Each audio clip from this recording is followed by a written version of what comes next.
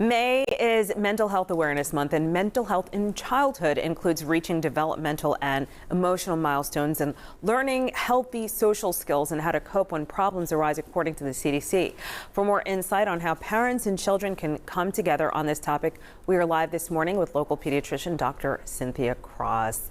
So thank you for coming, and let's talk about this. So when should parents get help for their children if they believe that they're dealing with a mental health condition? Certainly suicide comes to mind, and it would be great if we could intervene before then. You know, sometimes you'll notice that your kid has lost interest in things that they really liked before. Now, some of that may be normal childhood development, but if it's coupled with things such as a loss of appetite, or eating more than they used to, or sleeping more than they used to, or irritability or withdrawal, time to talk to your pediatrician. And when you see those things, probably not a bad idea to first touch base with your kid, what's going on. But mental health starts way before there are issues, right? It's always good to develop good habits for communicating with your kids and checking in with them at every stage. I encourage parents to start talking to their kids when they're babies. Yes, Start that babies. dialogue Yeah, it's like, then. hello, or hello. How are you? Is Inside your tummy belly. hurting? Are you hungry? Yeah. Oh, you need a diaper change. Yeah. You're wet. Mommy's going to take care of that, or Daddy's going to take care of that. It starts then, and just kind of getting to the point where communicating with your kid is part of just what you do, and trying to put words to emotions. You know, sometimes your toddler's acting out because they don't have the words to explain how frustrated they are with something. Wow. Okay, so let's talk about children who don't have a mental health condition, right? They still experience. Yeah, they still experience periods of sadness.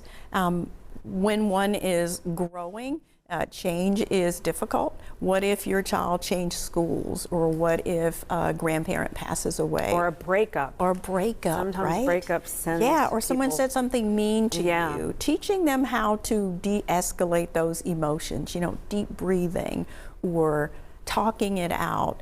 And sometimes your kid may be more comfortable talking to someone other than you, and that's okay. Maybe it's your sister. I mean, Lord knows Camille has been Aunt Claudia's ear many a times, okay? Sometimes about mom, and that's okay, because Camille she and gets Claudia. what she needs. Yeah, you're just Yes. Yeah, make it personal. Camille's my daughter, and Aunt Claudia's my sister. Yeah. And sometimes she counsels me. Yeah. You know, we all need that at every stage. Sometimes you just need someone to bounce things off. Mental health, to me, is a journey, and there are things we can do every day to nurture that. And I really like to incorporate gratitude into every day. So what am I grateful for? Also, for your kids, model compassion and kindness. Be kind to yourself and your kids and other people that you meet, strangers even, because that fosters something in your kids that's positive. And talk to them about what they do right. Don't wait till they mess up to talk to them. Tell them that you're proud of them. Oh, you did really well in language, you know. Math, yeah, we need to work on that, but that's okay. Yeah. It's so interesting that you say that, because people tend to point out when they're worried about something, as opposed to when everything's okay.